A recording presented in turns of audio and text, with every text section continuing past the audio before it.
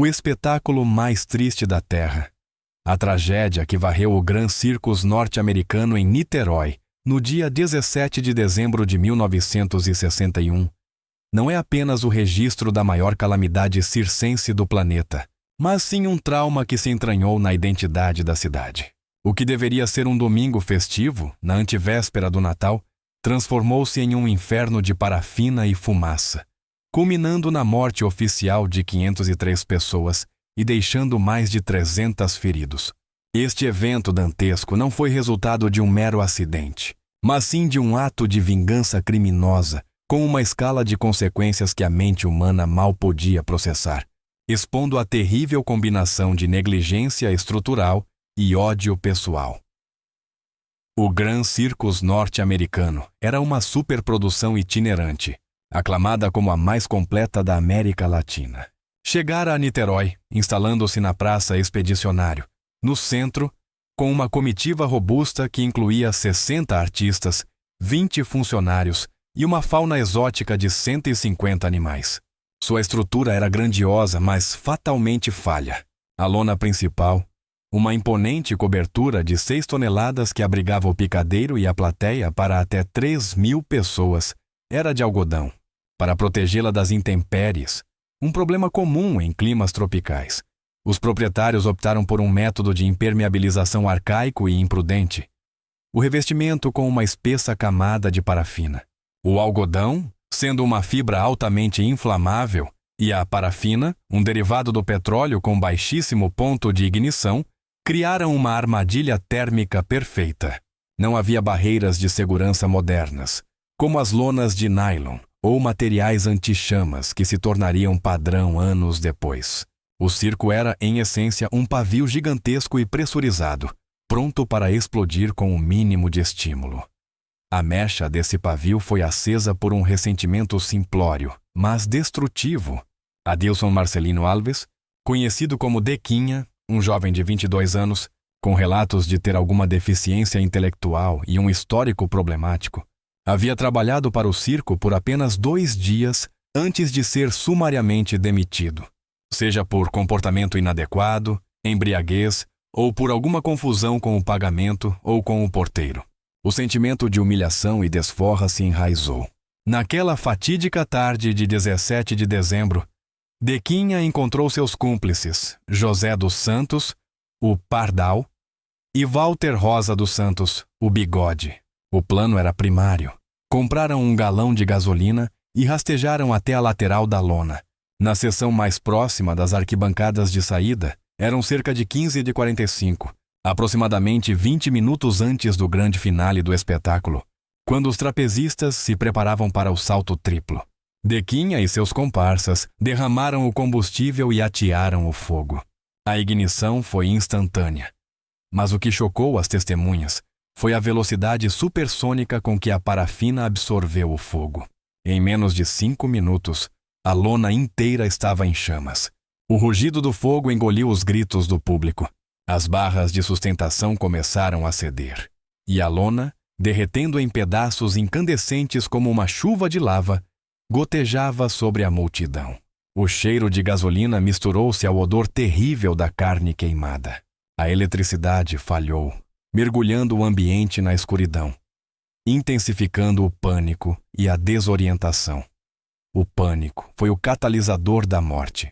Sem nenhum plano de emergência visível, poucas saídas e a lotação máxima, o desespero transformou os espectadores em uma massa caótica de corpos em movimento. Todos correram para a porta principal.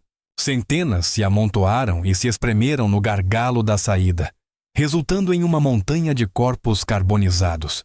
Muitos foram pisoteados até a morte nas arquibancadas desmoronando, ficando presos sob a estrutura em colapso. O medo do fogo era tão intenso que muitas vítimas tiveram os braços e as mãos em queimaduras de terceiro grau por tentarem proteger o rosto e os olhos das chamas. A tragédia teria sido ainda pior se não fosse pela reação instintiva da fauna circense. A elefanta indiana Semba, aterrorizada, irrompeu da área dos animais. Em sua fuga desesperada, ela rompeu a lateral da lona e arrastou parte da estrutura de sustentação, abrindo um túnel de fuga improvisado.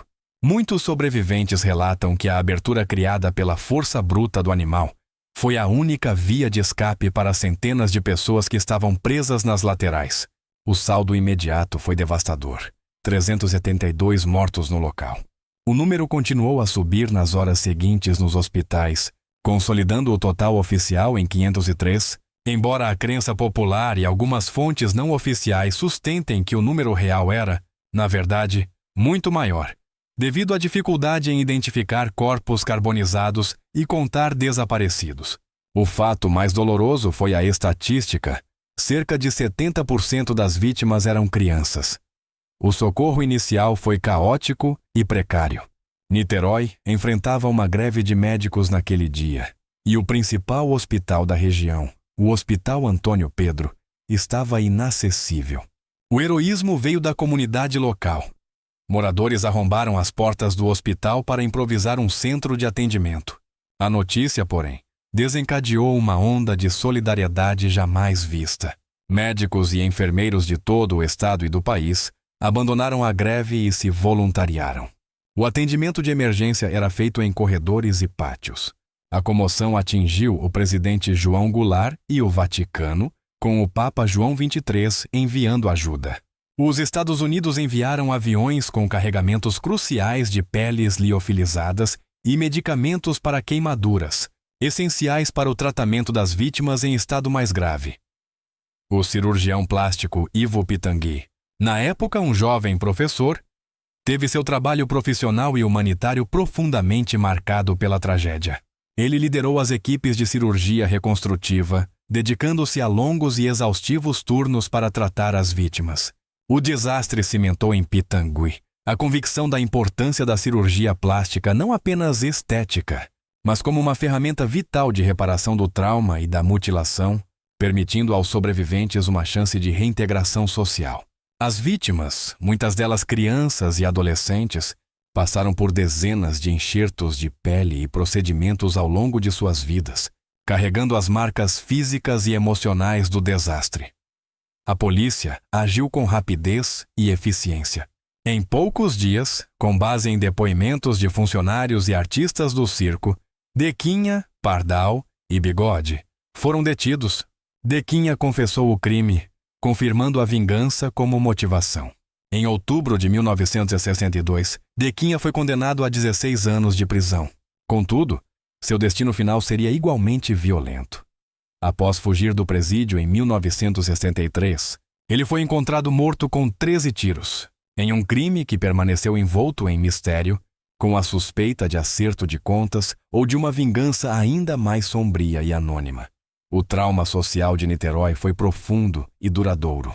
O desastre, que ocorreu em plena época natalina, quebrou a inocência da cidade. O medo de locais fechados e superlotados se instalou, forçando mudanças comportamentais na população. De maneira perturbadora, o cheiro da tragédia, o misto de gasolina, fogo e carne queimada, ficou tão impregnado na memória olfativa dos sobreviventes e socorristas que muitos relatam ter parado de comer churrasco por anos, incapazes de desassociar o aroma. O local da tragédia, a Praça Expedicionário, tornou-se um marco de luto e memória. E a história do Grand Circus serve hoje como uma lição atemporal sobre a importância da regulamentação de segurança, da prontidão de emergência e, sobretudo, sobre as consequências catastróficas que um pequeno ato de ódio pode desencadear em uma comunidade despreparada. O circo, que prometia a fantasia da alegria, entregou a dura realidade da maior tristeza nacional.